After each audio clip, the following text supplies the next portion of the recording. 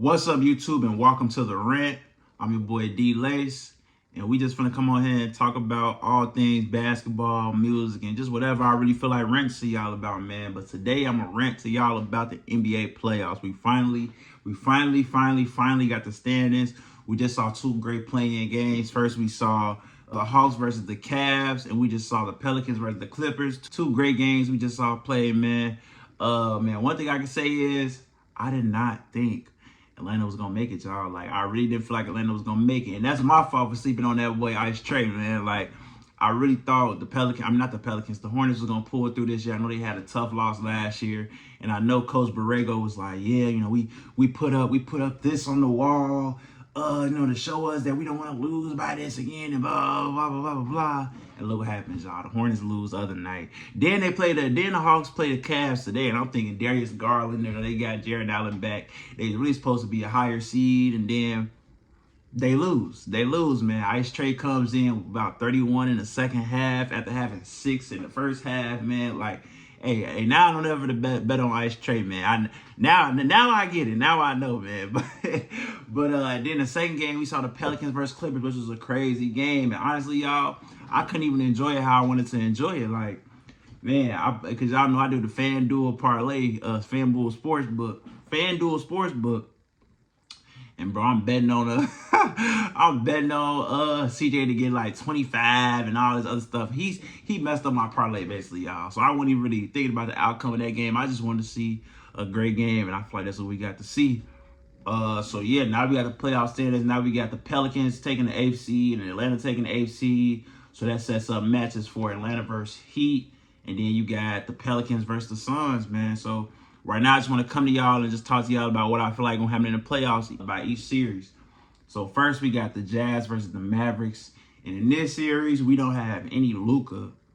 Well, we don't have any Luka for their first game or two, so that's gonna be a tough one. I ain't gonna lie. They got Dinwiddie, they got Brunson, they got the role players still. That's gonna be able to bring what they gonna bring. But man, honestly, I feel like Donovan Mitchell, he too much of a threat. Like, he too much of a G, bro. Like, we done seen him drop 50 balls consistently, 40 balls in the playoffs, man. Like, it's going to be hard for them to stop him. I ain't going to lie. Like, I just don't see a way that they get this. Well, I mean, I can see them getting game 1 or something like that. But for them to get the series, they going to need Luka. Like, and I feel like it's a little bit of turmoil in that Utah Jazz locker room. I feel like they going through stuff, like they might have coaching changes. I feel like Rudy Gobert is almost out the door. Like, I feel like there's a lot of stuff going on in that organization where it's like, if the Mavericks really just buckle down and really lock in and focus, I mean, with or without Luka, they just buckle in and focus, man. I feel like this is an opportunity to really dismantle the Utah Jazz. I ain't gonna lie, I'm gonna keep it real with y'all. Like, this might be the time to dismantle them, man. Like, it's a lot of stuff going on in that locker room, but all it's gonna take is to win this series. And I promise you. First of all, Utah is not gonna win. Let me just start right there. Utah is not winning anything, first of all. So that right there is probably gonna dismantle their team. But I'm telling y'all, they're losing the first round to the Mavericks, who didn't even have Luka for the start of the series. I'm telling y'all, bro, this is gonna be one. But if I had to make a prediction before I even see a game, man, I would say it all depends. I ain't gonna lie. It all depends. It all depends on if Luka plays and when Luka plays. If Luka can play, because they said he out for the first game, and I saw something else that said he's probably gonna be out for the second game too. But if Luka can come back game 3, say if they split that, which I think is very possible, they can split that. They can split that series. I feel like Mavericks can get them in 7. But like, if Luka never plays, it might be Utah at 5, bro. 5, 6 at the most. But I'm really seeing 5. Like, could be 4 too, honestly, if they don't split it. But 5 for sure. Utah might have it. I don't want to disrespect Utah. They had to get rid of Joe Ingles and all that. They still got Clarkson. They still got Bogdanovich. They still got a lot of good players on their team that's gonna contribute to winning and be able to get buckets for them. They got the defense with Rudy in there. They gonna funnel everything down low, getting blocking everything, man. They got Hassan off the bench. They got Royce White. They got a lot of pieces, man. So they definitely can get on the Mavericks for sure. But if I had my gut feeling, if Luka plays, Mavericks in 7. If he never plays, Utah in 5. Next, we're going to go to the Let's do the Bulls and Bucks. My home team, Bulls, man, it's going to suck to say this, but y'all might get up out of here in 5, bro. Like, 5 or 4, I ain't going to lie, man. Like, the Bulls are liable. In the past, the Bulls are liable to win game 1. I give them that. So if the Bulls can get past this and they get game 1, I still see them losing. If the Bulls get game 1, bro, they probably losing the next 4. I ain't going to lie to you. Like, I see a world where DeMar and Zach go crazy in this playoff series, but the weak link is really gonna be I'm about to say Zaza Pachulia. Nikola Vucevic, man. I feel like he's the vulnerable piece in the offense, in the defense, and everything. Like, and I saw a quote saying Tristan Thompson is about to challenge Vucevic to be the best center in the league during his time, but bro, you're playing Giannis, bro. They got a lot of bodies they gonna throw at him, man. They gonna throw. You can throw Giannis at him. You can throw Brook Lopez at him. Serge Ibaka, Bobby Portis. Like, it's too many bodies, too many very capable bodies that you can throw at him. Like, I don't know, man. It's gonna be tough. And Vooch, it's not like he's not a good center. He's offensively, he brings. You know what I'm saying? He's a good passer. He can spread the floor. He has post game, but it's like playing Giannis, bro. Like, you're playing the Bucks. That is a great defense all around, all together. They just got some big bodies now. And Giannis, Brook Lopez, like I said, Ibaka, Portis. Like, it's going to be tough. And it's tough going against my home team. But it's like Patrick Williams, he going to have his hands full. You know they're going to put him on Giannis. He just got back, and you know they're going to throw him on Giannis. But I also see a world where either we start that same starting 5 with Pat, or we start Tristan Thompson. And then you kind of just run it like that. Like, you have Tristan and Vooch down low. Or I don't know if they'd do. I don't even know if they would do DeMar, Zach, Pat, Tristan, and Vooch. Like, I feel like I like that a little bit too, but it's like you need a little bit of that playmaking. I feel like DeMar can play that playmaking role, but at the same time, I feel like you want DeMar to be DeMar at the end of the day. Like, so you gotta have Io in there. You gotta have them other people in there to spread that playmaking responsibility. So, man, it's tough for me to say this, but man, Chicago might get up out of there at like 4 or 5, bro. Like, bro, Milwaukee gonna do it. But hey, there's no room for. I'm rooting for my team, though. I'm rooting for my home team, man. I want the Bulls to win. If the Bulls do win, it's gonna be probably in 7 or something. But like I said, it's gonna take a miracle. I ain't gonna lie. It's gonna take a miracle, bro. I mean, it's hard for me to see a world where the Bulls win this, man. But hey, best believe I'm gonna be rooting for them the whole way there, though. Next, we're going to talk about the Raptors and Sixers, and this is the most disrespectful series on the list, bro. This is the most disrespected series, bro. Y'all steady going to my boy Harden. I know he having his struggles, man. Like, I see people talking about, oh, I'm pretty sure he's just trying to help Embiid get an MVP, so he's being kind of passive and all this, man. I ain't gonna lie, y'all got to stop it, bro. Y'all got to stop it. Honestly, I've been through injuries and stuff in the past and stuff, and I kind of know how this probably going, bro. I feel like Harden still has some lingering, like, question marks with his hamstring. I don't feel like he fully trusts it yet. So I feel like that's kind of taking away some of his explosion and some of his aggressiveness for real. And why he shoots so many of them step backs and he's not really looking as quick. And he probably a little bit out of shape too. But I feel like that has to do with his hamstring. He needs this offseason to really get back in the lab and really start trusting his hamstring again. Honestly, that's just my opinion. So I'm really not gonna judge Harden too bad. That's one of my favorite players. One of my favorite players, Stephen Curry. We gonna get to him in a second. But Harden, he has like a lingering injury, and I just feel like, bro, it's hard. You gotta be injured and go through injuries to just know how hard it is to trust that fully again. So I'm gonna give it like maybe 15 or 20 games into next season to really see how he performed before I really give a final judgment on my boy Harden. But with that being said, bro, people gotta stop. They gotta stop acting like JoJo and Harden is not 2 MVPs of this league. Regardless if JoJo gonna win MVP of this year or not, bro, they need to stop disrespecting Harden, acting like he is not one of those, bro. Who does Toronto have that's really like that, bro? That's really like that. I love Gary Trent. Love Scotty Barnes. Pascal, I ain't gonna say I love Pascal, but Pascal he's a great player. He's a good player. He's a good player. You know what I'm saying? He can handle the scoring low. He can play both ends of the floor. I like Pascal. They got Precious. He's a nice young player. They have Boucher off the bench. They have Fred VanVleet, who's an all-star. You know what I'm saying? They have a lot of different pieces that they can work around. You feel me? They can really get it done. They still have OG. Like they got pieces. Trust me. I'm not I'm not blind to that, bro. But they have Embiid and Harden, bro. Let's be real. They're not disrespecting no other stars like this, bro. They really trying to act like it's like that. First of all, even how Harden's playing, Embiid is gonna dominate them. Who's guarding him? Precious? Pascal? None of them is guarding him, bro. So y'all gotta stop it, bro. Y'all really gotta stop it. Y'all really gotta stop it, bro. He's the first center since Shaq to average a 30 ball, bro. Like, we have to realize how dominant he really is right now. Like, and Harden, I know I have trust in Harden. I have faith in Harden still. So I feel like Harden, he definitely has a lot to show and prove to us right now in this series. I won't lie. I'm not delusional. But at the same time, like I said, I'm not delusional. Like, the Raptors are not finna do that to the, nah. I don't see it, bro. I see this series going 5. And I'm really being humble with it because y'all talking so crazy. I want to say they're going to get them out of here in 4. But they can sneak out game 1 or something like that game. So they can sneak out a game. But I say at the very most, I will give them 6. 6. But I don't even think it's going there. It's going 5, bro.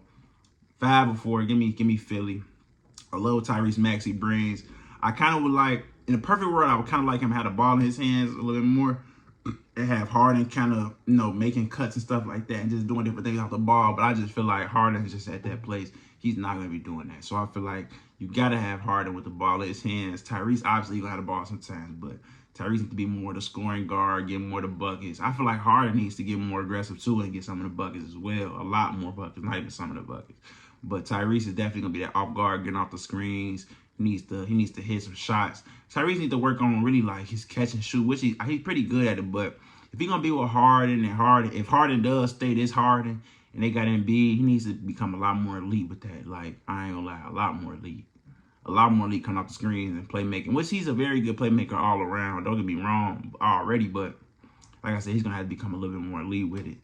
Tobias Harris, I like Tobias. I just don't like him in his system with these guys. I feel like he's going to be the odd man out once the season is over, regardless of when it's over. So I'm telling y'all, it's not going to be over in the first round. Y'all like tweaking if y'all think that. But I don't like him necessarily in this system. But if he can find a role and carve out a nice little role and really contribute to this team, bro, I feel like Tobias is like, he's definitely the key that's going to keep this engine going. I ain't going to let like. He's the person. Of course, Harden is too, depending on his play as well. But I have a lot more trust in Harden finding that than I do Tobias Harris. Like, I won't lie to y'all, man. Then you got Thibault who not playing. But at the end of the day, I don't think that's moving the needle too much. I understand how much of a Swiss Army knife he is on the defensive side of the ball. But it's like, we got to be real, y'all. We got to be honest with ourselves, man. Like Harden, bro. We gotta be honest with ourselves. We can't be this disrespectful, bro. Like, we really had to be honest with ourselves. So like I said, give me Philly in 5. Philly in 5 for sure. Let's talk about Phoenix and the Pelicans, man. The Pelicans play hard, and one thing I'm gonna say about the Pelicans is their future is bright. They did this without Zion. All the reports talking about Zion don't feel like the team is good enough and all this different stuff and all these different talks about Zion all season. They make the CJ McCollum trade. First of all, they got a new coach, Willie Green, who's doing an amazing job. They started off 3-16. Terrible. Now they find their way. Now they find themselves in the playoffs. Winning 2 games and getting the playoffs, bro. Beating the 7th and 8th seed, right? So who they beat the first game? Now they beat the 9th seed or the 9th or 10th seed. Then they just beat the 7th seed. That's what I'm saying, bro. Like, we can't sleep on the Pelicans. But with all that being said, I don't think they're winning this series. I love CJ. Point guard CJ is elite. CJ should have always been playing point guard. He struggled a little bit tonight, but hey, he's elite. He's an elite point guard to me. His bag is crazy. I like the leadership he brings to the team. He's great. Alvarado, a great defender, a great role player. Brandon Ingram did his thing tonight. B.I. was going crazy, man. Had 18 in the first half, going ridiculously crazy. He only missed 1 shot in the first half. Like, B.I. was going crazy, and that's what they're gonna need from him. They're gonna need B.I. and CJ to be elite in this series. Because honestly, I don't think the Suns is the team that's just unbeatable. As dominant as they have been, I look at their team, and their team doesn't tell me. It doesn't show me unbeatable. I get it. when you a stat heavy person and you looking at this, that, and the third, and you can't say that because, but bro, when I look at them as a team and I just look at that team, they're not just overly dominant. They can be beaten. Now, can they be beaten by the Pelicans? You know what I'm saying? I'm not saying that. But I like the Pelicans. I love Herbert Jones. That's been my boy for a long time this season. He's very underrated. A lot of what I see in Mikal Bridges, I see in Herbert Jones, bro. But I actually see more of an elite set in Herbert Jones with the length and just the way he just recovers and like there's a tenacity, the quiet tenacity he plays with. I love it, bro. Him and Alvarado, they making that team go. On the lowest key, they making that team go, man. I like what Valanciunas brings down low with that size. I feel like he'd be a good match for DeAndre Ayton. I like, who else I like? Oh, Trey Murphy really showed what he can do, man. They was looking for somebody who can hit some open shots. I know Marshall was struggling to hit open shots. Then Tony Snell came and playoff peed off the side of the backboard. So they was looking for somebody who can hit them open shots. And now Trey Murphy done caused a curve. Trey Murphy done carved a rollout on his team, man, and now he gonna be a catch and shoot. He gonna be a little couple dribble, get into the lane. You feel me? Like he done carved out a little role on his team now going into the playoffs. So I'm excited to see how he takes that role and runs with it. Then on the opposite end, you got Phoenix. You got future Hall of Famer Chris Paul, All-Star, future Hall of Famer, probably maybe a future Hall of Famer Devin Booker. You got a young big man down low, double-double machine, DeAndre Ayton. You got a possible defensive player of the year, Mikal Bridges. You got an enforcer like Jay Crowder. You got a sniper like Cam Johnson coming off the bench. Man, you got a lot of pieces on that team. You got Cameron Payne. I don't know if Sarge is gonna be back, but I mean, you got JaVale off the bench. You got, you just got a full team full of people who work together and they know their role, bro. Everybody plays within their role. Everybody knows their place on this team and they play within it and they do it without any tension between each other, anything, bro. They just go out and they play the game hard. They play the game right. You can't speed them up. They don't play too fast. They don't play too slow. The Suns have been dominant all season, like I said. Now, I know I said I don't feel like that they're just this unbeatable team because they're not. But at the same time, hey, gotta credit what credit is due. And with that being said, the Suns getting them boys out of there in 4. Suns getting them boys out of there in 4. I ain't gonna lie to you. The Suns getting them boys out of there in 4, man. Like I said, they're just too dominant. I feel like on the defensive man, they just gonna be able to smother them, and it's gonna be a tough night for Brandon Ingram and CJ McCollum. But with that being said, they ain't just gonna lay down. Can they sneak away with some games? Possibly so, but my gut feeling is telling me Suns in 4. Y'all just rhyme. Can they get a couple games? Possibly so, but Suns in 4. You feel me? That's a little rhyme for y'all. Next we're gonna talk about my team, the Warriors versus the Nuggets, man. And just off bat, I got Warriors in about 5 or 6, man. If Steph Curry, first of all, I feel like he's gonna play game 1, but if he can't play game 1, game 2, or something like that, it's gonna go 7. But if he's there, and because it's gonna be tough. They got Jokic, they have no Murray, they have no Porter like they haven't had all season. But they got great, role players. They got Aaron Gordon, they got Bones Highland, they got Monte Morris, they got Austin Rivers, they got Will Barton. I mean, they got a lot of different pieces. Campazzo, I think he's suspended for the game for pushing Wayne Ellington or something like that. But they got a lot of pieces, and they got the MVP and Jokic. He's my MVP this year. And they got Jokic. And, we don't have a lot of size down low. We got Looney. He's a smaller guy. He's used to guarding bigger guys, but he's still a smaller guy at the end of the day.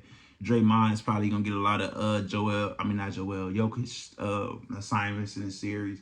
I feel like that's going to be a good matchup, but at the end of the day, Draymond can only do so much with his size, and he's limited. But I feel like he's still going to be able to do a great job on him.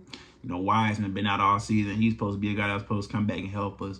And we never really got to fill that backup center role for real. So I don't see Bielisa really being a factor defensively. So I feel like it's going to come down to Draymond and Looney. I feel like you might see some Kuminga in this series trying to guard him. Probably see some Toscano every now and then, depending on the success of the defense that they pull out. So it's going to be a tough all series, especially down low. Man, I just feel like Steph Curry, Klay Thompson, Jordan Poole, that's just going to be too much. it's gonna be too much for them to handle, man. And then you got All-Star Andrew Wiggins, you got Giannis Kuminga coming off the bench, whatever minutes he gonna provide for us.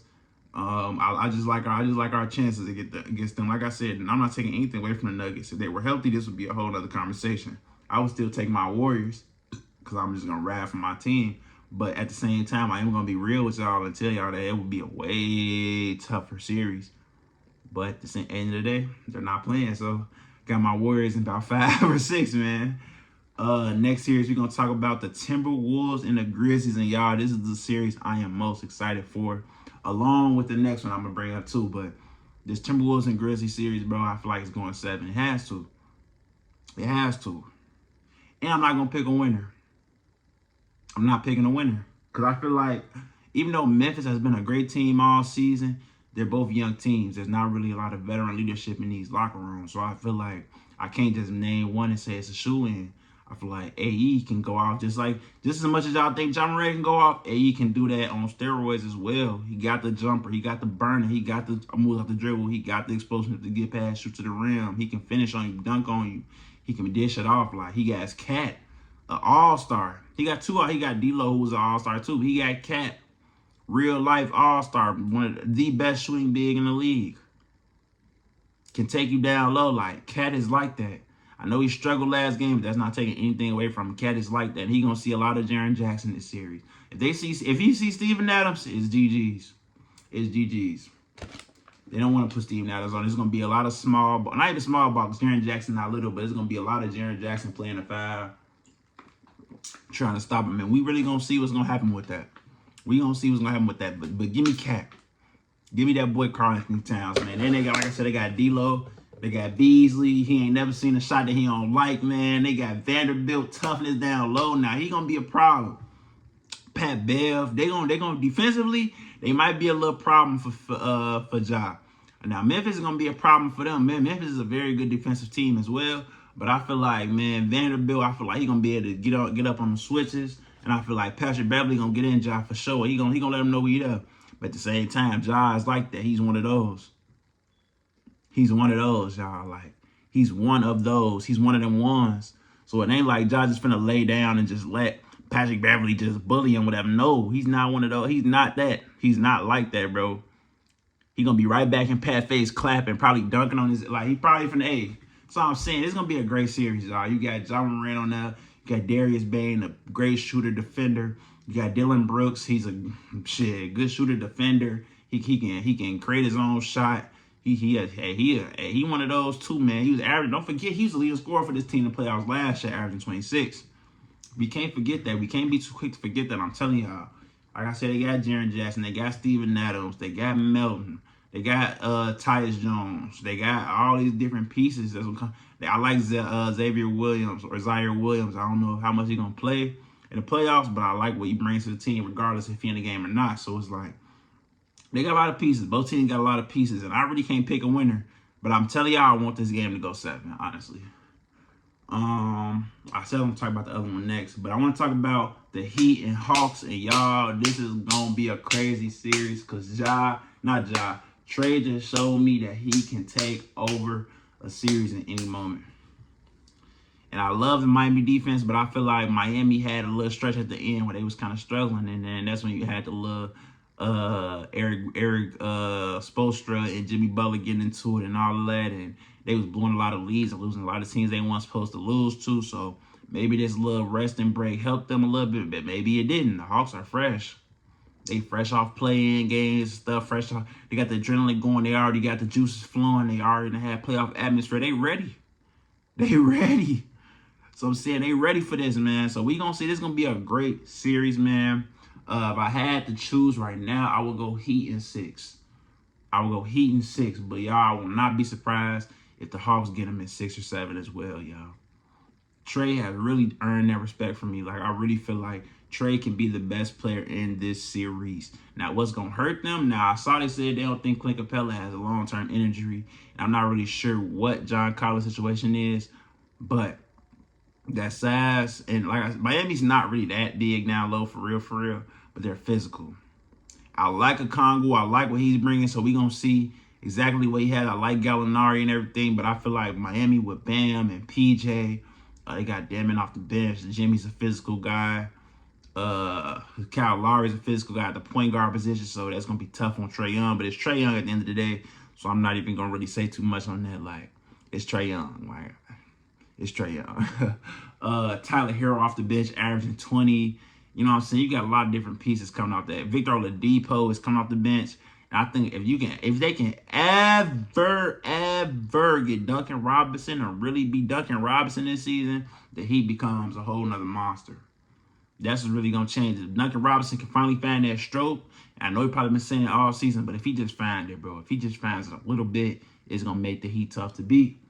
But like I said, the same with the Hawks though. The Hawks gotta step it up because, like I said, I can see the Heat in 6 or the Hawks in 6 or 7. Like, it's one of them series where it can go both ways. Like, the Heat is more likely the team that's gonna do it, but the Hawks, man, I'm telling y'all can't sleep on them. They need performances from Kevin Huerter. They need DeAndre Hunter to hit them open shots. He missed too many open shots today.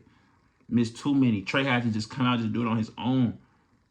He missed way too many open shots. Way too many. Bogdanovich, I love what he's been bringing to the team. Might need to up his minutes a little bit more, especially in the playoffs. So we gonna see, man. I hate they got rid of Cam Reddish because he could have been a great addition to this, and the Knicks don't even use the man. Free my boy Cam Reddish, but I'm telling y'all, the Hawks are one of them teams. It's either gonna be the Hawks in 6 or 7 or Miami in 6, man. It's gonna be a tough off series, and I cannot wait for that. And the last series we're about to talk about is the Nets versus the Celtics, and I'm gonna just put this out there, y'all. Give me the Nets. Personally, I want to see the Nets versus the Warriors in the finals. I ain't gonna lie to you, but I'm gonna be honest with y'all throughout this whole entire time, because you never know. Things might change, but for right now, I'm taking the Nets in this series. I'm taking the Nets in 7. Nets in 7. Nets in 6 or 7. For sure. I feel like it could even be less than that. It just depends. It just depends on a lot of different things, man. First of all, I ain't gonna act like Ben Simmons is gonna really change the needle in this series whenever he comes back, if he comes back. He hasn't played long enough, and even when he last played, it was a lot of question marks on his game. So I'm not really gonna say like he's just this big game changer. Defensively, he is, but at the same time, he just had a back injury, and like I said, he hasn't played in a long time. So I don't even know how well he will be defensively. I don't know how much impact he's gonna have defensively. So that's something we're gonna have to keep an eye on. But just other than that, you got Kyrie and KD. That should be 27 plus every night. But KD's kind of been in his zone. They kind of been doubling him and putting him in zone pressures to where KD's been like a facilitator, and I do not like that. That is not what KD is. He's a sniper, easy money sniper. He's a bucket. He's Kevin Durant. He don't need the people want him to fit this mold, try to say he's better than this person and that person, and make him feel like he probably got to play making a little stuff. BKD, man. And I ain't gonna lie, I'm watching the game, so he's kind of forcing it. I ain't gonna lie. Last couple games, he's been kind of forcing it, but he's also making the right plays, making the right reads. But sometimes when you're somebody like KD, you got to realize the right play is for you to shoot that shot. Honestly, that's the right read sometimes. So it's going to be interesting to see how he gauges that. Kyrie is always going to be a bucket. He's always going to do what Kyrie's going to do. It's going to be interesting to see if they try to double him. It's also going to be interesting to see if the Boston Celtics get doubled too by the Nets, because you know you got Jason Tatum and Jaylen Brown, who's very dynamic scorers, very good scorers, very great scorers. Especially Jason Tatum, a great scorer. He puts up 50 and 40 balls on the Nets almost religiously. So don't think I don't know that. Don't think I'm not aware of that. Jason Tatum definitely puts up 50, 40, 50 balls up on them consistently. Jaylen Brown can be a consistent scorer. Marcus Smart is playing like he played back at Ohio State. Now, they have no Robert Williams. I get that. But for me, that's not really moving the needle too much. I feel like they still have decent enough size with Al Horford, Daniel Tice. I feel like, especially against the Nets, I don't think that's going to be a problem. They have Drummond, but, you know, Claxton's going to get a lot of those minutes. You know, KD probably going to play a little 5. Shit, you know, LaMarcus Aldridge might even get some time now. Like, you just never know how it's going to work out. You know, I love what Bruce Brown is bringing to the Nets. Seth Curry, he was off last game, but I know it's Seth Curry, bro. Like, he's going to be fine. He's going to hit shots. He's going to come up big for them. They have no Joe Harris, so that's a bummer. But they got a lot of different pieces. I like Carson Edwards being like that stretch 4, but like a 3 and just like a Swiss Army knife. I like what he brings to the table. But on the flip side, with the Celtics, man, like I said, Marcus Smart, Jaylen Brown, Jason Tatum, Al Horford. I like Peyton Pritchard and what he brings. Grant Williams and the heart that he plays with. Like, it's a lot of different pieces on this Celtics team that can really set them apart. But I feel like at the end of the day, it's gonna come down to KD and Kyrie really being dominant and really being those 2 Hall of Fame players that they are. And I just don't. I think it's gonna be too much to overcome, man. I just feel like, hey, we're gonna see though. But I definitely think the Nets is gonna get them in 6 or 7 for sure.